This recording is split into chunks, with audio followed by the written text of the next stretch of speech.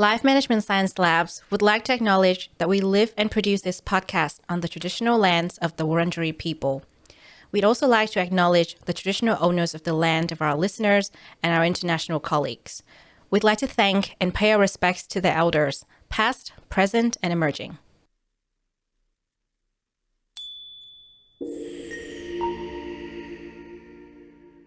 Hello, everyone, and welcome to Sero Boost, the Happiness Science Insights podcast, produced by LMSL, the Life Management Science Labs. We are champions of life management science, providing structured insights informed by science and inspired by practice on key aspects of conscious living. Each week, we bring you scientific and practical insights on each element with the expert knowledge of professionals in the field. I'm your host, Lu Ngo, coming to your ears from Naarm, Melbourne, Australia. Let's learn together. Hello, everyone, and welcome back to Sero Boost, the show where we talk about all things happiness and how we can boost our happiness with science. Today, I'm in the virtual studio with Ellie, and I'm really excited to talk about today's topic. It's a very big topic. It is the power of belief, how self-efficacy can boost your happiness. I don't know about you, but I really could use some self-efficacy right now, and I'm really keen to learn from Ellie today. So just by way of introduction, today in the studio, we have Ellie Shollenberger, MBA, MA. She is the first certified feed-forward instructor in the US. And it was, in fact, my first time hearing about this terminology, feed-forward instructor. It's actually quite interesting. And Ellie said most of them are actually in Japan. And Ellie was the first one in the US. So this is like a really interesting concept. Ellie, if you would like, you can talk a bit more about this. But as always, I love to introduce my guest and then get them to talk a bit more about themselves. So, the audience can get to know you a bit better and especially get to know your journey a bit better. So Ellie, it'll be great if you can introduce yourself. Thanks so much for being here. How was your journey like? And, how did you get here in your line of work and chose to do the work that you're doing? Because it sounds so fascinating to me. Yeah, thank you. Hi, I'm so excited to be here to get this opportunity. So I came to the US 27 years ago. And yeah, just a quite journey. But, I was in California, San Jose, just with the life changes, went to Austin and then came to the Dallas area. And it's been like 16 years. And I, worked for several companies. Right now, I'm with the IT Japanese company supporting customer is automotive company. And, by doing that, I started working with the teams and individuals at work and to try to give courage and confidence, when we were doing the project. So, with that, I came across this method and goal vision and a feed forward. And recently, I became a certified feed forward instructor. And as Lu introduced, I am the first and only certified feed forward instructor in the US. So feed forward is, I'm going to talk maybe throughout this, today's interview, but feed forward is the method that we can make people to look in the future. Many people can, easy to stuck with the present and then in the past, but so they cannot move on. But there's a technique and good way to be able to see the future, and that's very simple and easy. So, I can introduce that today. Awesome. I think it's such a big word, and then especially the topic of today as well, self-efficacy is something that we've never talked on this show. We never talked about on this show, and we've never really discussed it outside of the context of, I would say in general, I have never talked to my friends about self-efficacy either. So it's going to be a learning curve for me today, and I'm excited to learn from you. But before we do that, we have a section called Have You Met Ellie? So we'd get to some of your recommendations and get to know you a bit better. My first question, my favorite of all time, to add to my reading list is, what is a book you would recommend? Okay, so I have say, let me give the recommendation, one from my personal experience, and then one is more professional. So my lifetime favorite is this, The Little Prince. This is a French author's, it's children's book. But I had this book when I was a child, and then it has a little boy. This is, a prince in a star, and then he goes to different planets. But even though this is children's book, it's very sophisticated, and then it's magical. It's really it talks about some loneliness or relationship, or it's very, very profound. So I really love this book. So I recommend that.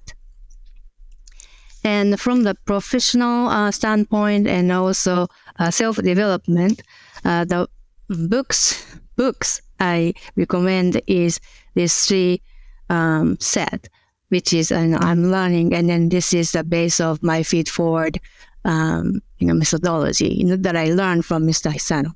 So one is a CEO coaching. These are all Japanese though. So one is a CEO coaching, one is gold vision, and then the third one is feed forward. And CEO coaching is just CEO, Chief Executive Officer, but this is not only for CEO. This is for everyone.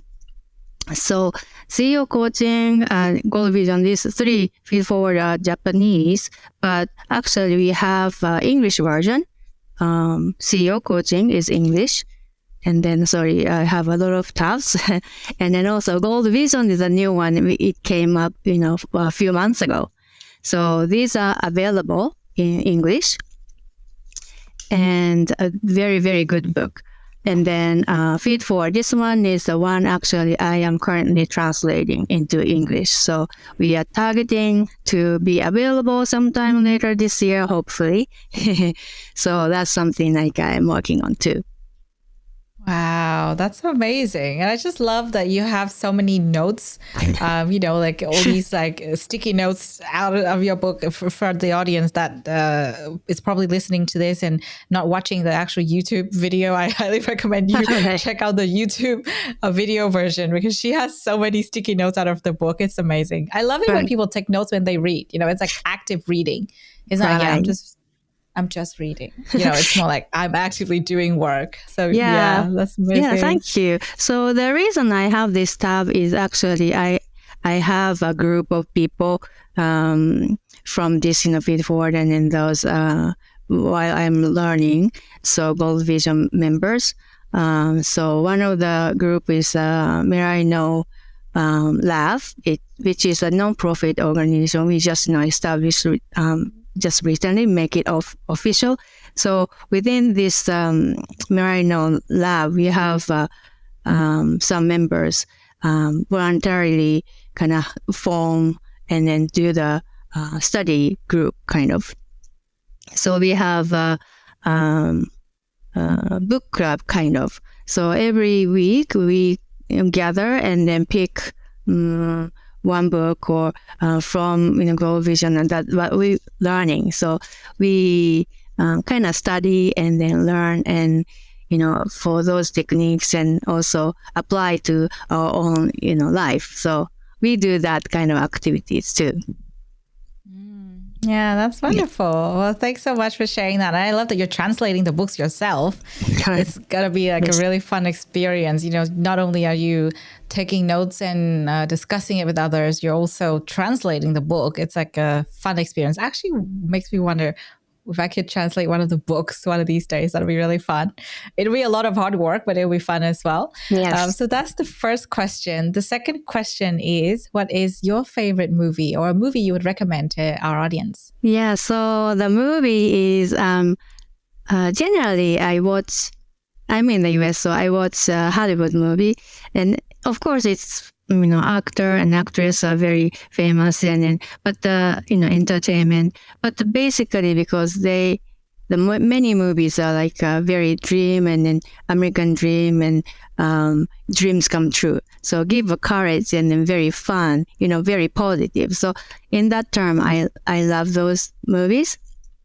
And one of the movie I recently watched was Mac and Rita. And this is I don't explain the story, but there is a young female writer, maybe to be, and she doesn't fit in the kind of regular society, like fancy girls and stuff. So she was grandmother's girl, and one day she kind of turned, because she wanted to be like her grandma. So one day she turned into like older lady, and then older lady is played by Diane Keaton, and it's just Diane Keaton in that movie was so charming, because she is I don't know the age, but maybe 70 or whatever, older age. But she was so charming. And then that tells me, and I feel like I want to age like that, when you get older, more open and freely express and then be yourself. So that was a very good movie for me. So I recommend that. Yeah. And another one is more from documentary. I watched Bethany Hamilton, and she is the surfer, professional surfer, but she lost her her arm, her left arm, from the shark attack when she was a child. But she never gave up, and then she went back to surfing, and then she did a competition and all kinds of life. So it was amazing journey to know Bethany's life. So that gave me the courage. Then I think she wasn't competing in a different division. It's like how do you say, Paralympic, or kind of not a separate division, but I think she tried a regular competition. So that was amazing. So that's one of the movie that I recommend. Wow, that's really inspiring. And thank you for sharing not just one, but two recommendations. And just like the previous part, we asked for one, you got us multiple. I really love that when our guests are this generous. Next question is, what is your favorite podcast or a podcast you would recommend? So this is this podcast. I have a few, like TED Talk or, some other podcast, but the one I listen to every day and every week, every episode is, it's in Japanese, but that's Mr. Hisano's CEO coaching. He has a podcast, and it's like listening to his lecture, or you're learning for free his coaching. So this is something like, if you are you speak Japanese or understand Japanese, I think that's a really good podcast to subscribe. And we are he is trying to maybe start in English, and also I think myself that I want to start something, the podcast, something like the English, so so more people can know about this technique and then feed forward. Yeah. Wow. You really love the technique. You keep talking about it, and I'm feeling really inspired that you're so passionate about it. So thanks for that. And I'm guessing I know the answer to this question, but I'll ask anyway. Who's your famous role model? So yes, among there are many famous people, and that's also, of course, always. But maybe just I can touch up. I really didn't think about who is the role model when I was young, and probably the reason is I am the oldest of the 5 siblings, and then I myself to be the kind of role model or something, right? So I didn't really have a chance to kind of follow someone. But now, I'm learning this goal vision and under. I think Mr. Hisano I look up to, and I want to be the leader, like he the most thing that something different is that he believes in you 100%, and then that anyone like leader, you have to trust and you have to believe in the people, so that's that gives confidence to the others. Yeah. Oh, beautiful. I love that. Yeah. I love trusting my team as well. And I really love that you mentioned that, we, as leaders, we really, really need to trust our team and inspire them and allow them the space to do better and to push forward. So that's beautiful. And we'll talk about that in a little bit very soon. Final question for you on this, in this section and on this topic is, what is a course you've completed that you really love and you would like to talk about today? So maybe it's kind of repeating, but since I became a certified feed-forward instructor, there was a series of course starting with Gold Vision and also feed-forward method, and I had to take this course and exam and stuff. So that was the latest course that I took. And I'm so happy about that. I made that decision. Yeah. Again, I'm not surprised, but it's a really, really good answer because, you're showing up really consistently as someone who's so passionate about what you're doing and you love the training that you were provided. And I think, I really want to say as well, like, I want to one day be able to say so much about a certain course or something that I'm so passionate about. And this is what we're building at LMSL. So I hope I'm going to be able to say that one day, very soon. So now let's talk about the power of belief and self-efficacy and happiness. It's a very broad yet also really niche and unique topic. Let's start with happiness. So all of our guests on the show, each of them have a very different definition of happiness. So to you, Ellie, what does happiness mean? Yes. So for me, happiness is to be true to yourself. Just, be yourself. And that's, I think ultimately that's what I think. The reason why I became to this is like, of course I went through a lot of different life, changes and stuff, right? So, and I realized recently, actually myself, that even though I thought, I came to the US because I wanted to, and then I planned it, and I stayed it, and then I went through different life stages. That was my choice. And then I worked for some different companies, and I chose this profession. But then some part I think I wasn't really true to myself, and after I realized that, I started to be honest about what I really want when I have to make a decision, or to, if I'm given, several choices, then instead of thinking, then instead of choosing because I think it's better or maybe effective, but it's more about follow my heart.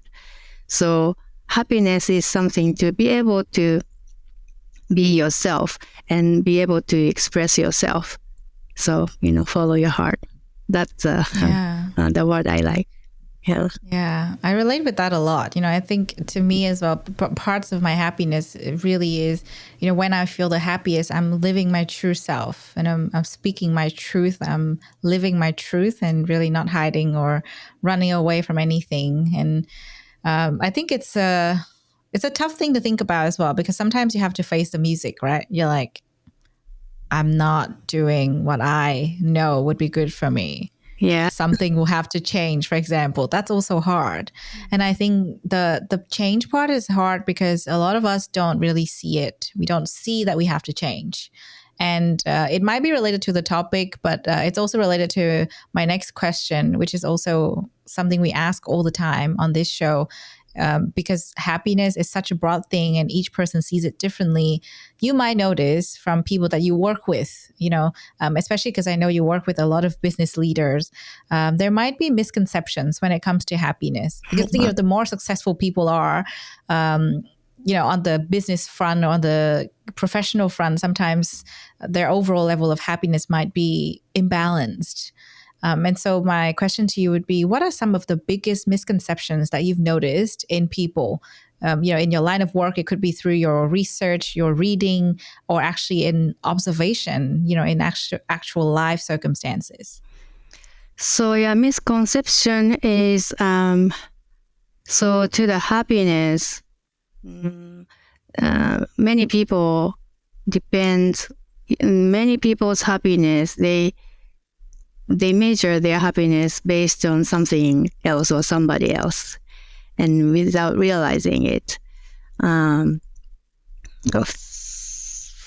example, I think the common thing is like money. If you have more money and then you live bigger house, and then you must be happy. Or I live in smaller house and then I'm not happy, or something like that. I had a good time in the past, but I'm not successful right now, so I'm not happy. You judge your happiness with the past, and that's also. And then someone said, "Okay, you are not good," or say my supervisor said, "Oh, you failed and you couldn't do that, better, and you could have done, do better." And so I feel like I'm inferior or something like that, so I'm not happy. But so many people misunderstand and get wrong the happiness, and happiness depending on somebody or something else, as a standard.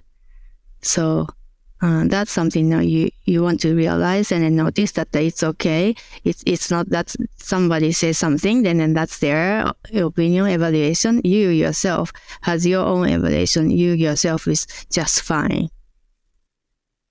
Yeah, that is so true. I think it's a very big one that a lot of our guests have pointed out. The first one you talked about finance and money and things like that. And I think I mentioned this on the show as well. I took a course not long ago, the free, Science of Happiness, as a Science of Wellbeing course, and it talked about this. So we thought that when we have more money, our well-being will be improved, we'll be happier, but actually no.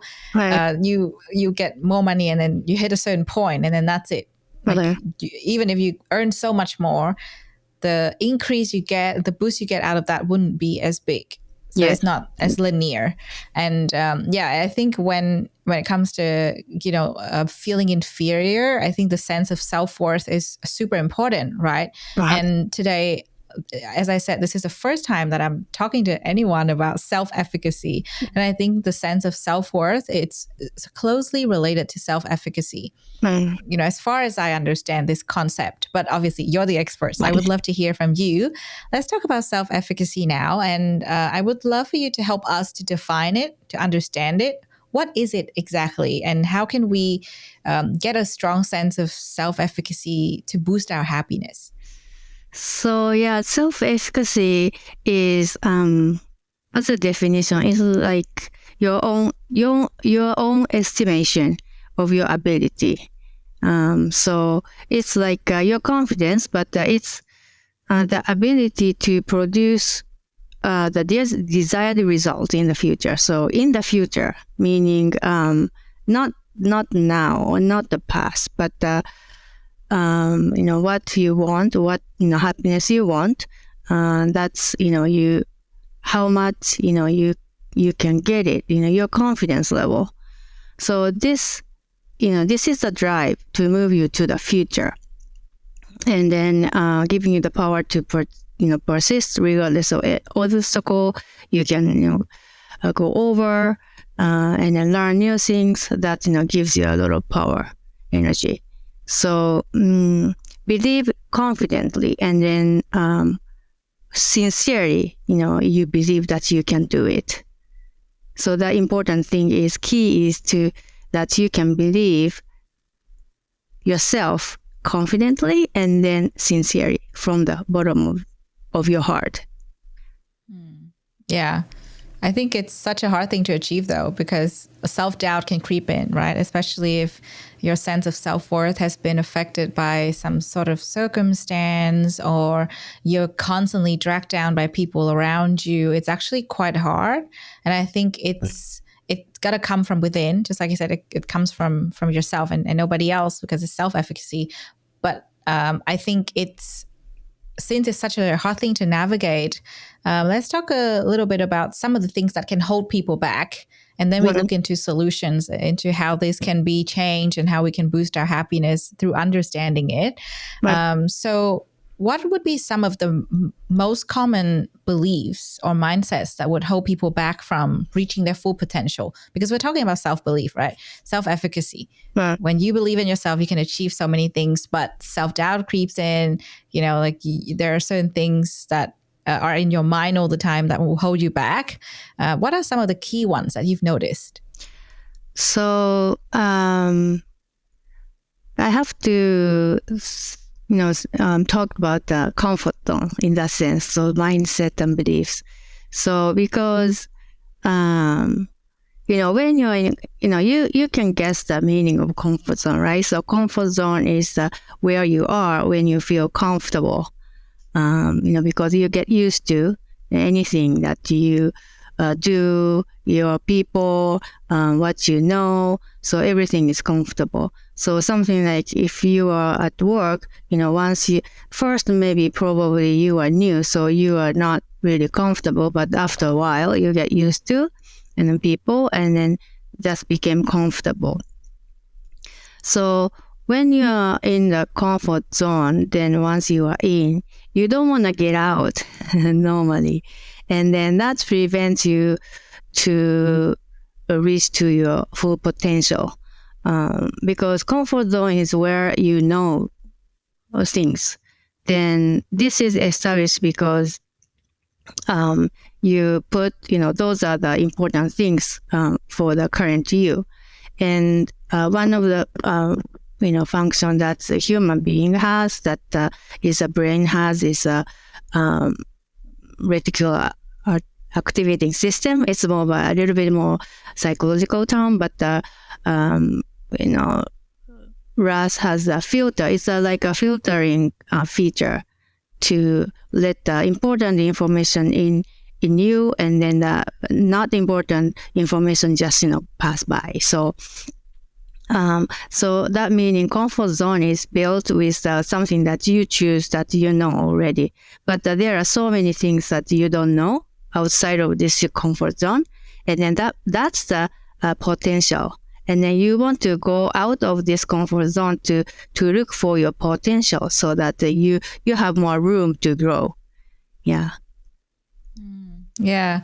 The other day I was actually talking with one of our podcast guests, and we were talking about the comfort zone, and we talked about stretching our comfort zone, because, it's not about like stepping outside of that straight away. I saw a video by Dr. Julie Smith, and she is, she wrote the book, Why Has Nobody Told Me This Before? And she was explaining the stretch zone. And I really relate with that, because it's like, it's so hard for you to just do something dramatic and like jump out of that.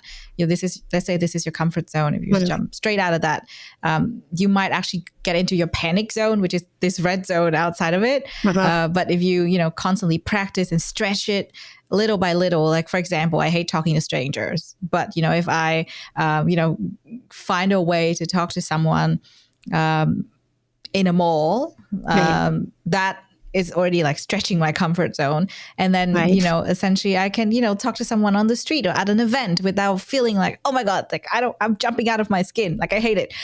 So, I like that concept of like stretching the comfort zone. And I like that you've mentioned that. But I think with this concept and this conversation, we're really talking about, self-efficacy and the things that we believe in, right? So it's not just the comfort zone, but it's also, I think, a limiting belief as well. Because Right. most of the time I hear this quite a bit, and I'm sure you would agree, a lot of people have limiting beliefs about themselves, about the situation, about the world, could be anything. But since we're talking about self-efficacy, let's talk about ourselves. I was reminded by someone a long time ago that, if you think that you cannot do something, or if you think that something is too hard, it's just it's just your limiting beliefs telling you that it's not possible. Right. This is really funny because this go way back, like back in the day when I was doing a casual job for fundraising, actually fundraising for UNICEF. And there was in the training, this is what I picked up. I really love that because we needed to talk to people to raise funds to help children. But it's really hard to stop people and talk to them. And I was kind of like, I had doubts about it as well, because I was like, who would stop to talk to you when they're so busy walking on the street, right? Right. And the lady who was doing learning and development and who's doing training for us, she was saying, that is just your limiting beliefs. If you change that, people will stop for you, and you'll notice the people that actually stop. Sure, maybe 5 people won't stop. The 6th person might actually stop to find out what it is that you're doing, even just to strike a conversation. And then you'll get more people to come talk to you.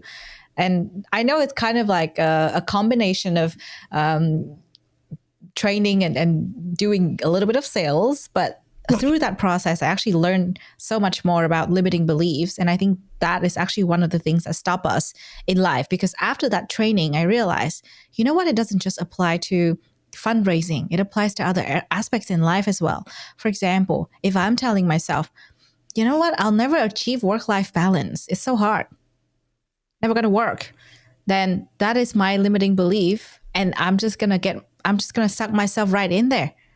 I'm not going to set boundaries. I'm not going to try to be more productive. I'm not going to look at different ways to make it work. And that's how it really goes. It goes south, So I think this is where things get really interesting, right? So I've mentioned one of those ones. So the mindset could be limiting beliefs. What are some other ones that you notice that people tend to have that might stop them from, achieving their potential?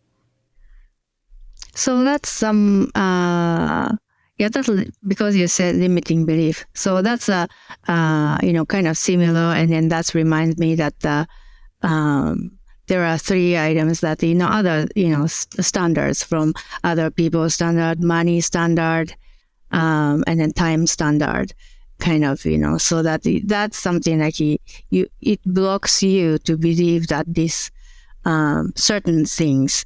And, so they're just a pattern of thinking, the thinking habit. So that's something, you can, if you change the thinking habit, then you can go and then see something different from the different perspective.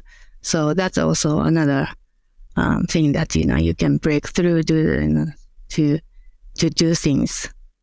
But how do we actually break through? Because I think that's the tough part, right? Well, identifying it is one thing, but actually working on it is a whole different thing. So how can we overcome that? Okay, so, when I mentioned that comfort zone, when you have a new comfort zone which is not so comfortable for you, then you have to somehow you have to raise self-efficacy. So because you are still, your efficacy is low. That meaning because you are not used to or you are not familiar, it's uncertain, you don't have the information. So basically you want to go and get the actual information and then increase the sense of reality in the goal world, the next goal world. So for example, the easy way to overcome and then start feeling comfortable is to say go to a very nice hotel and online lounge and then to experience that the higher level of, kind of luxury place if you are kind of living in the current, kind of regular standard life. But if you want to move to next level of lifestyle and then you go to that hotel and experience that, or maybe, buy a first class flight ticket and then experience that flight, or something like that, have a dinner at a very fancy restaurant and have open an expensive champagne or something like that. So try something totally new and something you feel uncomfortable, maybe you feel uncomfortable at first, but if you repeat it, and then it will become the norm for you, and then you feel the space will become more, comfortable for you. So this way, you can break out that you're feeling, and then you can move to the next level of comfort zone. Yeah, I think that's the good one to recommend, but it's got to work with each person's financial situation, for example, right? If you don't have the means to do that, I think we can look at different ways. Like, because if you're saying, if you want to buy a first class plane ticket, if you're lucky enough to do that, great. But if you're not in the situation where you can do that, I think trying something different that is within your means would actually be really good as well, right? Yes. So yeah, I think, as I said earlier, I really like that, like if you're, for example, uncomfortable talking to new people, maybe go to an event where it's a smaller scale first before going to a bigger event. So, maybe events can be free. So then you don't have to spend any money if you're kind of like on a tight budget. So yeah, I think it depends on the area that you work on as well, in terms of what it is. Maybe for people that are just like really like don't spend any money and they want to start spending money, that'd be a good place to start. Right. Yeah. So yeah, that was maybe more of a, money side, but you can change the people. I mean, change the people meaning just, you go out and look for a different group of people that you want it to be, so you want to associate with, or maybe you try to meet the people from the group or the target group that you want to be. So that's also one more thing that doesn't cost much. I think if you try to look for those groups. So if you want to do some volunteer or social contribution, then you can find a local volunteer group to join and then start doing something good to the society, and then that gives you a confidence, and that's a sense of reality that you are being involved. So that's also another way to do that. Yeah. Wonderful. So we've talked about people in general with their, beliefs and mindsets that hold them back, and a few strategies they can try. Now let's talk about business leaders, because from our research and from your background, you're also a business leader yourself. So, what role does self-efficacy play in the success of teams and organizations? Yeah, so self-efficacy is not only for individuals, and we call it collective efficacy. So there is an efficacy for a group as well. So for the collective efficacy, work for the team or in the organization too. But first, the important thing is that your organization's goals, team's goals, and the individual goals must align first. And then once you have those kind of aligned goals, then, just baseline is now, like we are going to the same direction. So the power or energy of the vector going to the same direction. So without aligning that goal, somehow, that energy dispersed and then, spread over. So that's why that energy doesn't collect.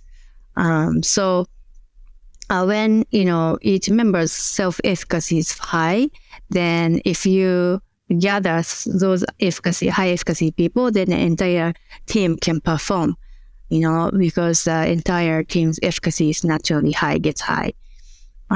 So when they work, project together, then, they have a positive attitude and a more of a solution, try to solve attitude instead of, I can do that kind of thinking. Yeah. Yeah, I think that is a very important thing that I've noticed quite a bit with different organizations, and like even my friends talk about it when they work in their team as well, right? When there's a strong sense of belief in what the team can achieve, they make it happen. But it's also a matter of, like, for example, the culture of the organization, the leadership style, and, the understanding of the business leaders themselves. So it's actually easier said than done. So what are some of your recommendations for both business leaders and team members to actually have this and build this sense of self-efficacy for the team? In order to build the self-efficacy for the both individual and team?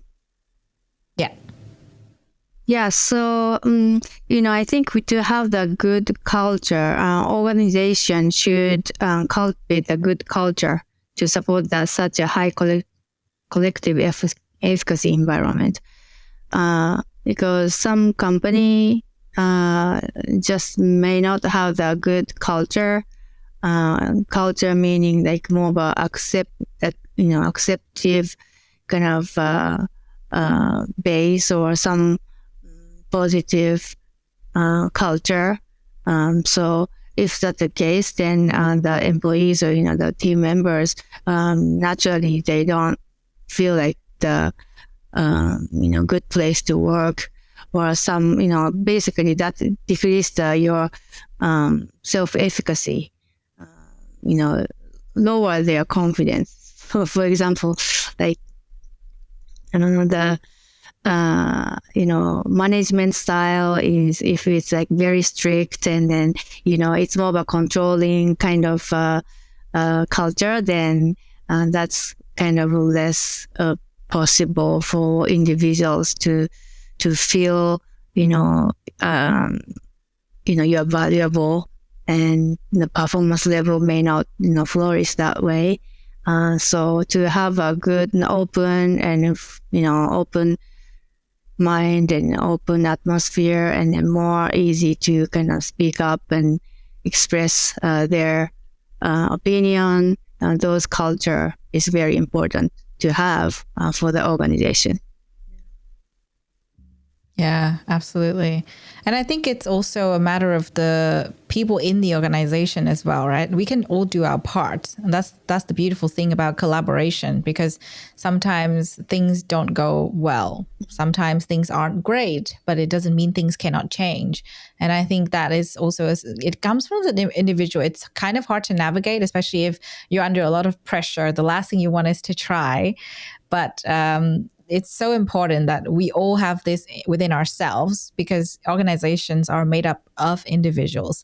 So I think the last question I want to ask you on this topic would be about the individuals. So we've talked about the importance of, building this sense of self-efficacy, but for the individual themselves, and this can be applied to both professional life and personal life, right? How can they do this so how can each of us do this for ourselves? What would be some of the practical strategies and tools that individuals can use to build this sense of self-efficacy and confidence? Because challenges happen in lives, right?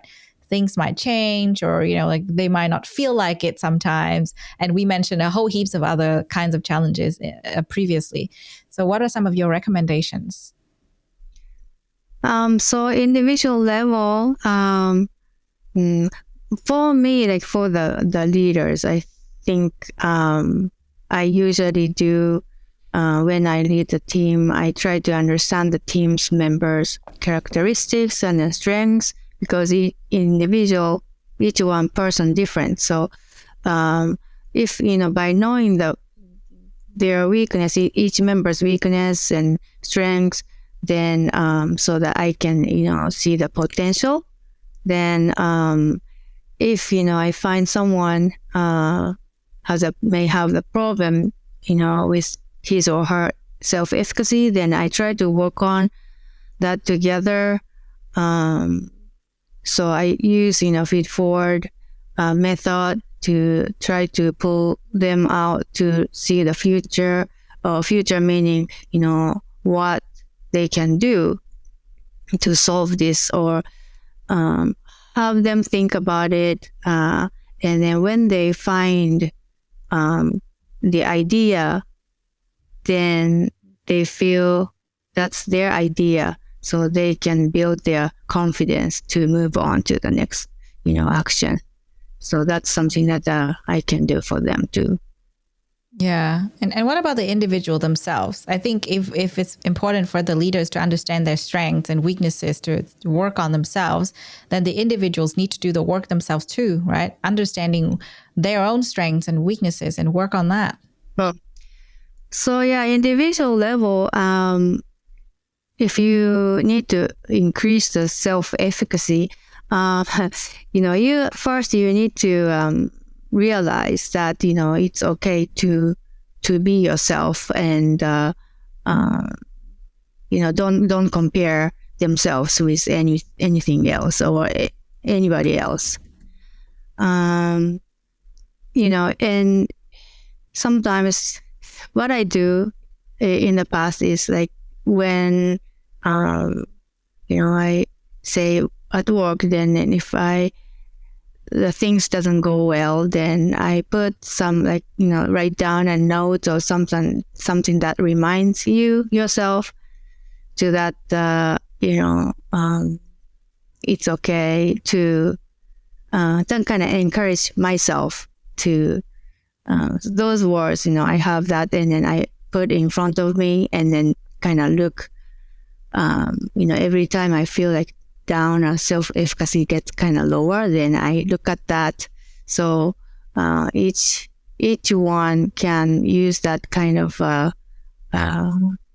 technique or quick notes to help themselves to kind of regain your self-efficacy. Yeah.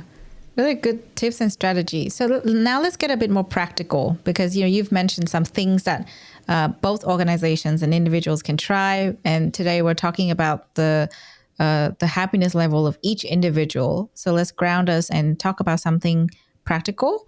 I would like to know from your perspective, because obviously you've done a lot of work on this yourself. So what is a practice that you use yourself to improve your self-efficacy and boost your happiness? Okay, so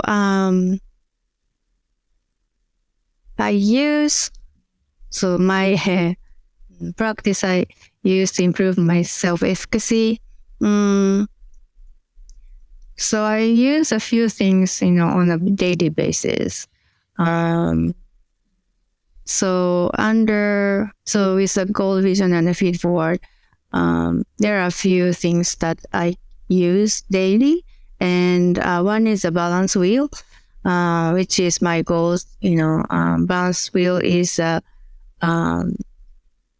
sheet. There's 8 sections, divided, and then each one has important items among your life, something like family, or work, or learning, or health. That's kind of 8 items, and then each of them, you put the goals. How do you want it to be? By putting that goals, what you want, and then you work towards. And then once you have that, you kind of start thinking that what you need to do to make that happen. So that's a balance wheel. And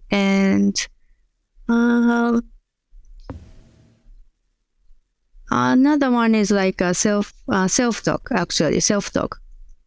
Self-talk is something comes up, unconsciously, just, comes up, from your brain, that every day, you are thinking something, and it's I write down those self-talk. So it's something like, when you are doing something, it's like two hours or so. If you monitor that, what you are thinking, it comes. So something like, I didn't prepare for a tomorrow test. Am I going to do better? I need to go out and do some errands, and I need kind of those thinking, comes, and go. So you write down those self-talk, and you kind of observed, and after, you list it up, you analyze that, and you notice that, okay, how much your negative self-talk you had, and you kind of rewrite those self-talk to the positive one. And then once you have, you put it to the positive one, and that kind of turned into like an affirmation. So you create some like those positive words, positive sentences, and then what you want to do, what you need to do, what you want to do, and that repeats, during the day or in the morning or at night. So that kind of gives you kind of unconscious. That's work on your unconsciousness to build a more strong feeling of that achieved state. So those are the one I'm using. Yeah. Well, instead of giving us just one, you gave us two. That's even better. So I wonder how you feel after you do these practices. How do they affect your, level of happiness and especially your perception in life? Yeah. So that's actually powerful. Because I use for example, like self-talk rewrite and an affirmation. After you repeat or do several times, then that new concept, a new goal, a new state is kind of became more natural. So I feel more confident, and then that's something like I don't kind of less worries because it's you set some like achieved goal already. So that's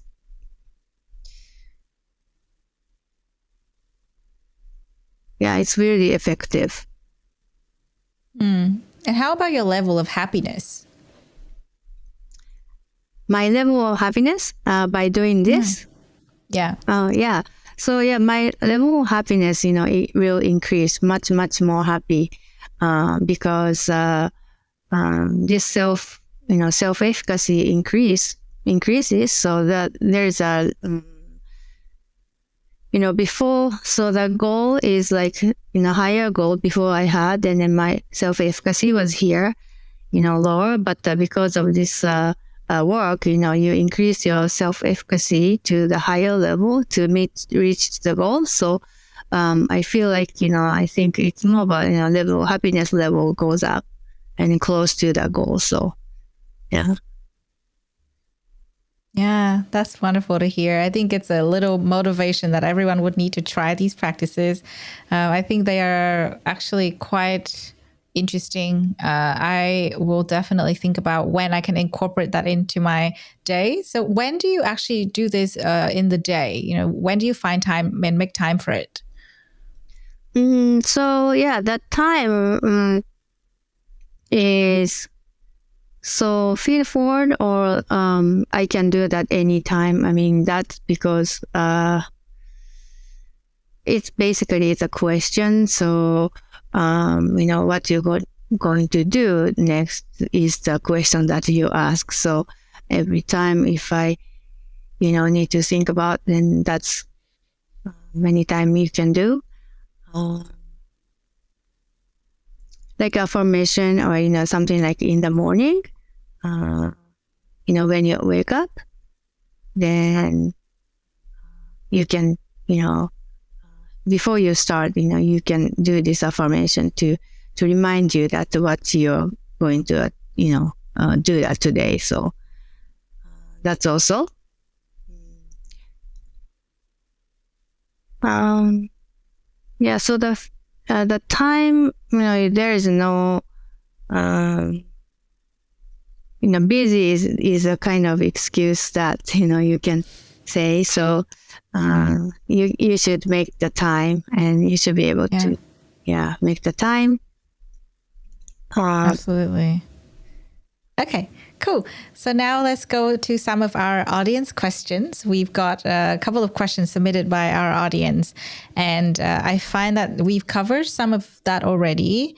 But there's an interesting question that we can probably dissect a bit more. So the question goes, how can we defend ourselves against others' words that could hurt our self-efficacy? Yeah, that's a tough question, and I understand that. Yeah, defending is tough. So it's a situation. So just assuming that, I think I assume that that's something, say, work situation, and kind of people try to kind of put you down kind of comment, I think, right?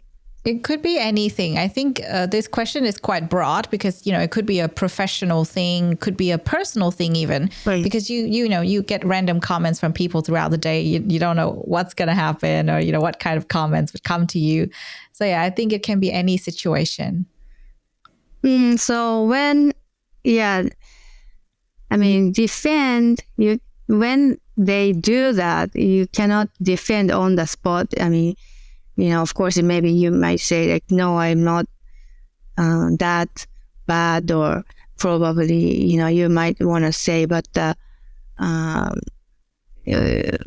once somebody, did that, kind of it happens, so it remains within you. So I think the important thing is after you receive that, how you handle that is the important part.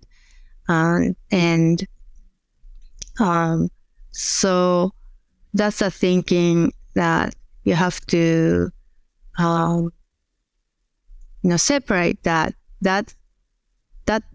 is that person's opinion, and then that's it. Just you have to separate yourself and then the person, who kind of try to, put you down, or if something that you are comparing. So after that, you handle is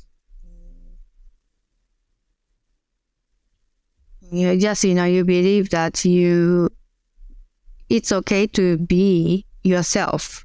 That's being yourself is totally fine.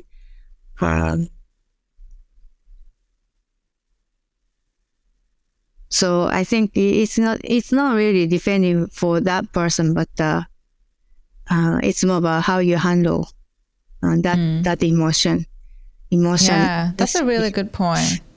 Yeah, that's a good point, because I think there's a saying, it doesn't matter what happens to you, it matters how you react to it, right? So if someone is attacking you or saying something that's hurtful, that's kind of like shaking your sense of self-worth or self-efficacy, it's up to you to decide if that is actually true. Because, like if someone's saying, no, you cannot do it, and you internalize it, then obviously you've taken that on board. But if someone is saying, no, you cannot do it, but you think otherwise and your belief is firm, then I think that is actually a really good exercise for your mental strength, especially for your resilience too. So yeah, I like how you put that. Yeah, really nice. Thank you so much. So we've now covered all the questions, and the last part of this would be open mic. This is your forum to talk about anything that you're passionate about. So please take it away. Okay, so so my passion is, recently I started something new, and my friend and I started a Facebook group called Happy Challenge Cafe. This is a practice to make a small challenge to get out of, our comfort zone and be happy. So, we started that, and also we have a Happy Challenge Cafe onto YouTube. And so those are in Japanese, unfortunately. So, but eventually, we want to expand our, this passion in English, right? So, yeah. So Happy Challenge Cafe is like, to give you the perspective of, kind of courage to try something new and then to make a small, challenge. And then small or big, doesn't matter. Yeah. And my friend is Kiko,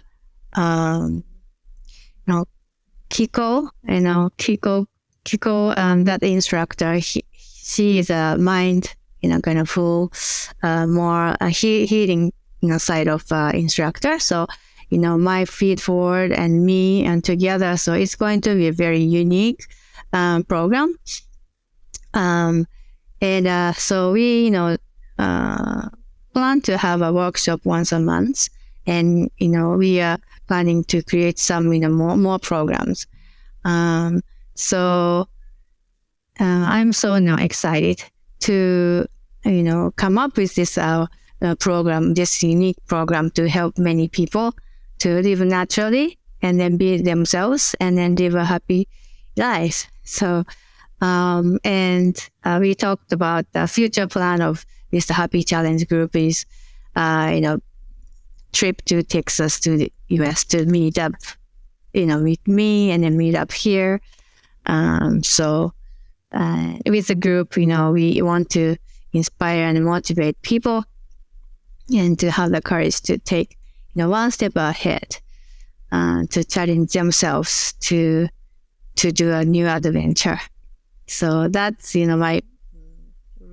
these days I am really into it. And so, I also restarted playing the music. I have been thinking about it. I used to play music, sing, and I'm playing in a small band. So I kind of started, and I'm planning to have some music production. Maybe we'll see.